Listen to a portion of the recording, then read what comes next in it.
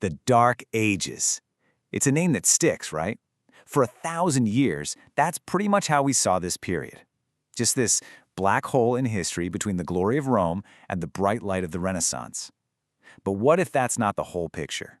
Not even close. Today, we're going to peel back all those layers of myth and get to the real story. The messy, chaotic, and honestly, fascinating reality of the medieval period. I mean, when I say Middle Ages, what pops into your head? It's probably knights, right? Castles, noble quests, that whole thing. That story is so ingrained in us. Gallant knights in shining armor, huge castles, this noble code of honor. It's an image that's so powerful, it's basically defined fantasy and fiction for centuries. But you gotta wonder, was it really like that? Yeah, not so much. The truth? The Middle Ages weren't born from some fairy tale. They were born from absolute chaos. This was an era of total upheaval, of violence, a desperate scramble to create some kind of order after the single biggest power in the Western world just vanished. So, to really understand this, we have to go right back to the beginning, to that huge, gaping power vacuum that was left when the Roman Empire finally fell. Okay, so picture this. Rome is gone, and with it, Europe just shatters. You've got Germanic tribes, the Saxons, the Goths, the Vandals, spreading out all over the continent, carving out their own little territories. Just try to imagine it. There's no central government, no single army, no unified set of laws. Society just breaks apart into these small, competing tribes.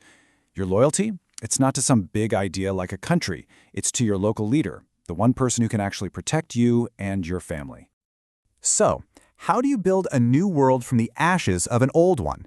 Out of all that chaos, two really powerful systems started to take shape to try and organize everybody. One was built on faith, and the other was all about land. All right, so all of the governments and armies had basically collapsed, but there was one institution from the old Roman days that was still standing, the Roman Catholic Church. And in this totally fragmented Europe, the church became the single most powerful force holding things together. It sent out missionaries all over the continent, spreading its message and making sure everyone, from kings to peasants, knew who was in charge. And if you want to understand just how powerful the church was, just look at this quote. Pope Urban II, all the way back in 1095, promises eternal salvation and pardon if soldiers would go and reclaim the Holy Lands. I mean, just think about that for a second. He's promising a ticket to heaven. Faith became this incredibly powerful political tool, strong enough to get thousands of soldiers to unite under one flag and go to war. Okay, so you have the church, and right alongside it, another system was growing. This one was a political and economic structure designed to control the most valuable thing you could have back then, land. This system was called feudalism, and man, it would define life in the Middle Ages for hundreds of years. So what is feudalism? At its heart, it's basically a pyramid of power built on a really simple deal. A powerful lord grants a chunk of land, they called it a fief, to a less powerful noble, a vassal. And in exchange for that land, the vassal owed the lord one thing, above everything else. He had to fight for him. So here's how that whole pyramid stacked up. At the top, you've got the lord. He gives out land and protection, and in return, he gets soldiers and loyalty.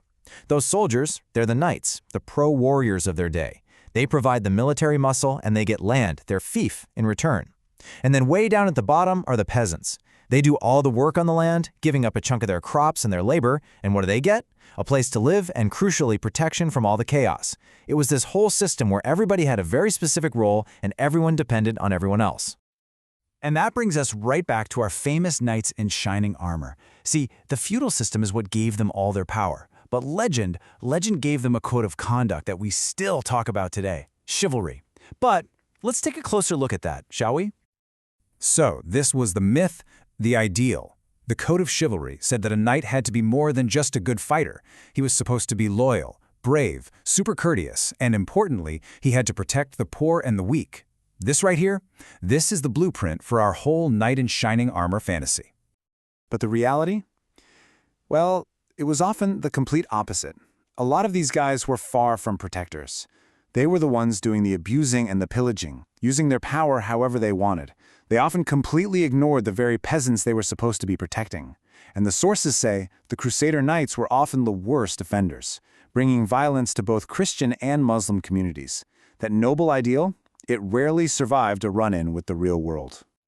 Okay, so why are we talking about all this? Why does this ancient history even matter today? Because the things that shaped the Middle Ages, they didn't just go away. They left behind these echoes that have had a huge impact on the world we live in right now. For one thing, it was out of all this conflict that the first modern European nations, think France, Germany, really started to take shape. The whole idea of nationalism started to form. But it wasn't all good. The era left behind a much darker legacy too. The Crusades kicked off centuries of violent conflict between Christians and Muslims, and the effects of that religious division, we can still feel them today. So, after all that, after digging through the myths and looking at the reality, what's the big takeaway from this super complex, contradictory time in history? Look, at the end of the day, the Middle Ages were just full of contradictions. It was an age of deep faith and incredible violence, an age of trying to create order out of total chaos. It had these noble ideals and these brutal, harsh realities. And that really forces us to ask a pretty big question, right? If history is kind of a myth we all agree on, which part of the Middle Ages do we choose to remember? Do we go with the comforting story of the gallant knight? Or do we face the more complicated and, yeah, often darker truth? The answer doesn't just tell us about the past. It tells us a lot about who we are right now.